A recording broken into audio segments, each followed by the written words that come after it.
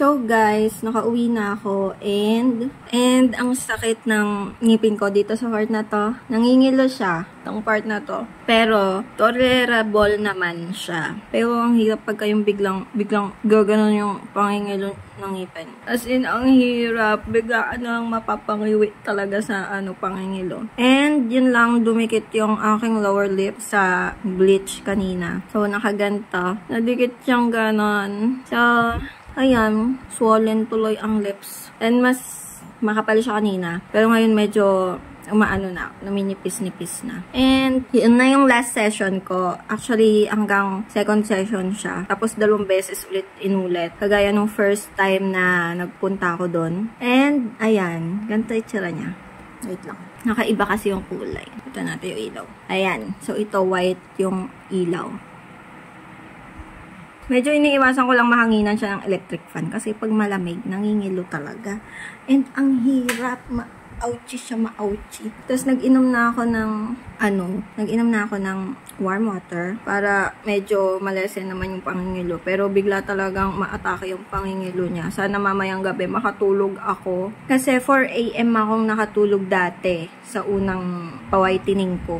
And as in, grabe yung pangingilo. Lalo na yung part dito. Kasi meron pala akong maliit na, yung sa gilid. So, parang may maliit na butas siya doon. Hindi naman super laking butas. Parang light brown. Tapos, pinapastahan ko kanina. So, yun. Hindi na masyado sasakit yan dito. Itong part na lang na to, feeling ko meron pa rin, kailangan papastahan. Pero, hindi ko na siguro siya gagawin kasi, yung sinasabi ko, bigla na lang siyang sumasakit. Diba? Kita nyo naman sa nangyari sa akin. Bigla na lang talaga akong napangiwi. And hindi ako nagpupunta sa room namin kasi naka-aircon si ate. So, pagka malalamigan na naman yung ngipin ko. Pero sana talaga, mamaya, bago matulog, is hindi na ganito yung feeling. And yun. Pero, naluluka pa rin ako sa lips ko.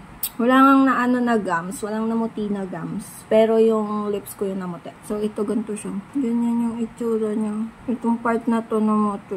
Tas namaga. Parang kinagat. So, kumain lang ako ng biscuit kasi nagugutom ako and bawal akong malipasan ng gutom. Kakagaling ko lang kasi halos sa sakit. So, kahapon, nagawa ako ng nails. Sobrang sakit naman ang katawan ko ngayon. So, baka iparesced ko yung 2 clients ko. Kasi, feeling ko nabibinat ako sa parang nabigla ako. Nabigla yung katawan ko. Kasi hindi pa talaga ako 100% na okay. Pero, tinuloy ko pa rin yung sa client ko kahapon. Which is, ito yung kanyang design. And, ito yung naging result. Tapos yun, sana maging okay na to bukas. Kasi kung hindi, patay tayo dyan. Pero bala kong bigyan yung sarili ko ng 1 week na pahinga. Kasi tinuloy-tuloy ko na, oh my god, dalawang salg sila. Kasi guys, tinuloy-tuloy ko na naman yung pagwo-work ko nung nakaraan. Hindi na naman ako masyadong nakakapagpahinga. Bukod sa, hindi ako ganun na nakakatulog ng maayos dahil lagi nga akong puyat and hindi ko magawang ayusin yung tulog ko kahit anong gawin ko. Puyat siya. So, onti lang yung nagiging tulog ko. Ayun. Sana, sa mga sunod na araw is 100% okay na talaga. Dahil bibigyan ko talaga yung sarili ko ng pahinga. Dahil yun yung pinakakailangan ko. Pinapagalitan ko ng asawa ko kasi hindi daw ako nagpapahinga. And hindi niya naman ako pinipilit. Kung kunyari may sakit ako, may masama yung pakiramdam ko, hindi niya ako pinipilit na mag-work ako. Mas gusto niyang magpahinga ako kaysa mag-work muna. Pero yun, kasi yung nails ng client ko kahapon ay hindi siya, kailangan niya ngayong Saturday kasi meron siyang beach trip. So, syempre, sayang naman yung magandang nails, di ba? So, sayang naman kung ipapamove. So, yun lang ang update. And mamaya siguro bago ako matulog, i-update ko kayo kung kamusta na tong ngipin ko. Hindi ako napag-update guys nung una kasi parang hirap na hirap talaga ako. 4 AM ako nakatulog. Tapos naiiyak ako. Parang ayoko na talaga siyang tapusin. Kasi ayoko na gawin yung second session. Kasi feeling ko parang natutrauma yung sarili ko kasi sobrang sakit niya nung una. Pero itong ngipin ko na to kasi yung problem din. Kaya sobrang sakit. Sobrang nangingilo. Kaya yun. Tapos naiiyak na din siya ang person. Bawal akong kumain ng mga red na pagkain. Yung mga colorful, I think. Pero nung nagkasakit ako, mangga ako ng mangga. Yung manggang hinog. Tapos sabi ko, sige, manggang hinog ako. Tapos gagawin ko yung second session. Kasi wala akong ibang makain din nun. Kasi in-acid reflux ako. Pero tapos na ako maggamot. Yeah, tapos na maggamot. Buti na lang is pwede ngayong Saturday na ano. So, reset na naman ang aking gagawin. Reset na naman ang 1 month na hindi pagkain ng colorful na pagkain. Hindi naman ako nagko-coffee, so hindi ako mahihirapan na mag-adjust sa part na yon. Doon na lang ako sa yung mga spaghetti, mga afritada. Yun pa naman yung favorite ko ngayon, yung mga lasagna, spaghetti. Pwede siguro ako carbonara lang, yung mga white, 1 month. So, yun lang guys. Update ko kayo later bago ako matulog kung medyo okay na siya. So, guys, a little update. Pasensya nyo na muna kung maingay kasi nagagawa ng mga gawaing kusina ang nanay at tatay ko. So, yan. Update sa aking ngipin. So, ito siya. Nag-white na siya. Hindi naman white na white. Medyo may pagkaano pa rin. Pero, compared dati, mas gusto ko na ngayon compare din sa unang session. Pero ito, nagkasingaw ako. As in, malaki. Na ano to, ito yung mahapde. Yung part na mas mahapde siya. Ito yung namamaga. Tapos, ayan.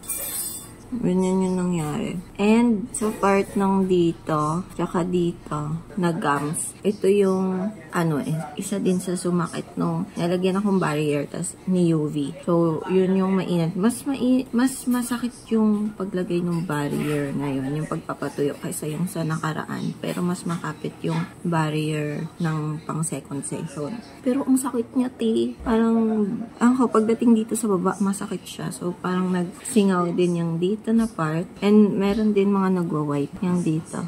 Hindi ko lang makakita ng eyes kasi malilim. Ayan.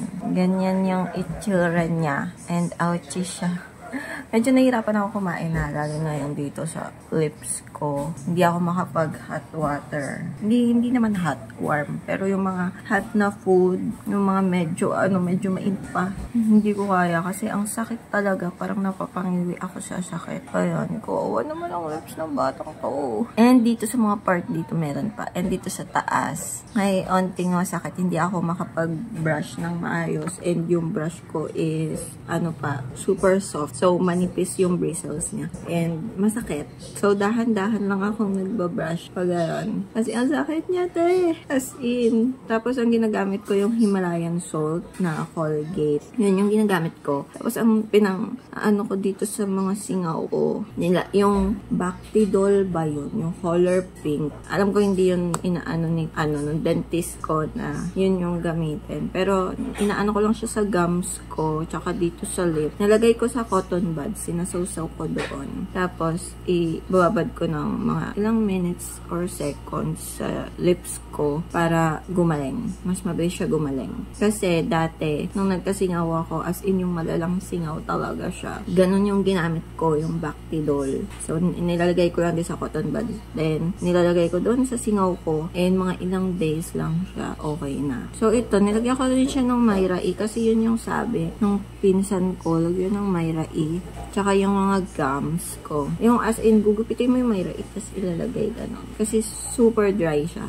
As in, tapos ang sakit. Kasi nag-Himalayan salt. Na-Colgate din ako. So, mas nalalagdagan yung pagiging, pagtuyo ng lips ko. Pero mas better na to ngayon kumpara nung Saturday. Kasi ang sakit niya talaga dahil. Tsaka mas maga to dati. Ayan, kita naman. Ang sakit niya, hindi ako makapag-enjoy ng kinakain ko. Ganon. Pero, mas kaya ko to tiisin kasi yung pangingilo. Kasi iba yung pangingilo talaga. Parang gusto kong umiyak kapag yung grabe yung pangingilo. So guys, kinamusta ako ni mother kung kamusta na raw itong bibig ko. Kasi alam niyang ang sakit. Tignan niyo naman kasi. Ito kasi, nasayad siya. Diba, nakaganan. Nasayad siyang ganyan. Sa ngipin kong may pampaputi. Kaya namuti din siya. At ganito yung parang nasunog. Ayan.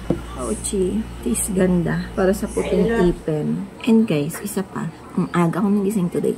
Nasasanay na akong gumising ulit. Morning person na ako. And before 12 a.m. tulog na ako kagabi. Sinasanay ko yung sarili ko. Kasi nagkakasakit ako Kaya kailangan masanay ako. Tapos kumain ng 3 times. Hindi, 4 times a day. Kasi every 4 hours nagugutom ako.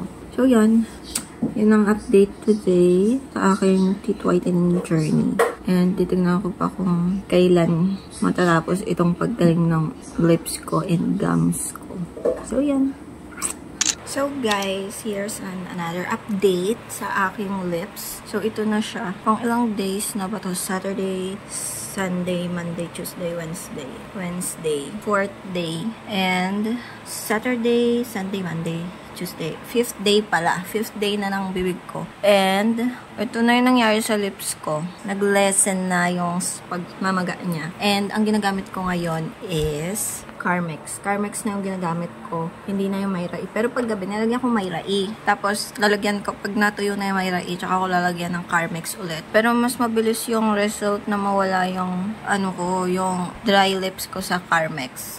Talagang yun talaga ang aking holy grail na lip balm, Carmex. Pero yun nga lang, wala yung color or shade yung Carmex. Talagang, yun lang, kung ano yung kulay yun na yun. So, ayan, ganito siya.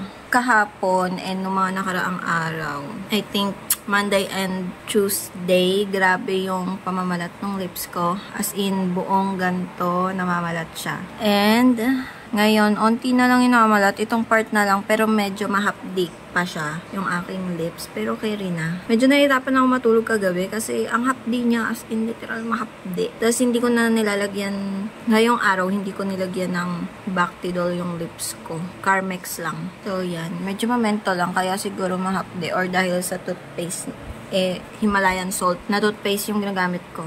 So, yan. And today, ay nag-edit lang ako ng aking vlog.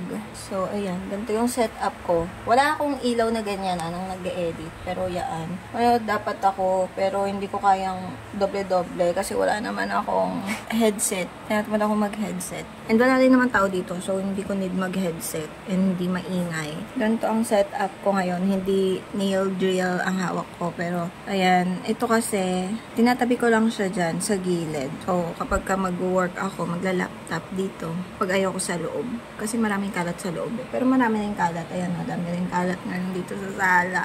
And bakasyon ako ngayon sa pagiging nail tech kasi dahil nga dito sa lips ko, kapag nagmask ako, kapag mainit yung hangin, syempre yung hininga ay mainit. So humahapdi yung bibig ko. Kaya pagagalingin ko muna siya. Sana sa Friday ay magaling na siya. Kasi bala kong magtanggap ng client ng Friday, pero Sunday meron akong dalawa dahil nga pinamove ko yung dapat nung nakaraang linggo. Pinamove ko na ngayong linggo kasi dahil nga and hindi ko kaya yung sa ngipin ko. So, yung ngipin ko, ganito siya.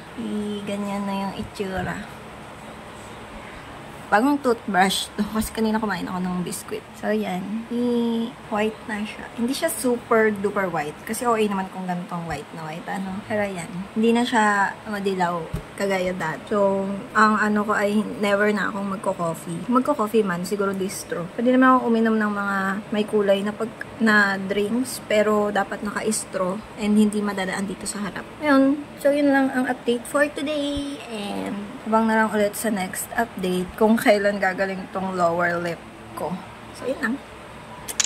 So, guys, update sa aking lips. Magaling na siya. As in, ayun, wala nang kahit na Finally, and nakakakain ako ng maayos. Pero, hindi pa rin ako kumakain ng mga colored na pagkain. So, ang kinakain ko pa rin is yung mga sabaw-sabaw lang na walang kulay. Ganon. Hindi pa rin ako nagre-red food. And, ito na yung itsura ng ngipin ko. Wala akong toothbrush. Kumain akong burger, pero yan. See? So, magaling na siya. And ang pretty ng aking hair. Nag-blower kasi ako. Minsan ako mag-blower. Tapos ngayon, napagtipan kong mag-blow. Kasi kumuha kaming diploma. So, inayos-ayusan ko naman yung sarili ko, Kasi lagi na lang ako mukhang ewan. Kahit may mga client, alam niyo yung hairpin. Tapos naka-ipit, naka-clip yung buong hair. Ganon. Kasi pag nag-work ako, ayoko nang may sagabal sa nabuhok sa mukha ko. So, yan. Dito ko natapusin yung video kasi okay na ako. I'm okay na. Wala nang kahit na wala nang masakit sa gums. And okay na din yung ngipin ko. So, yun lang.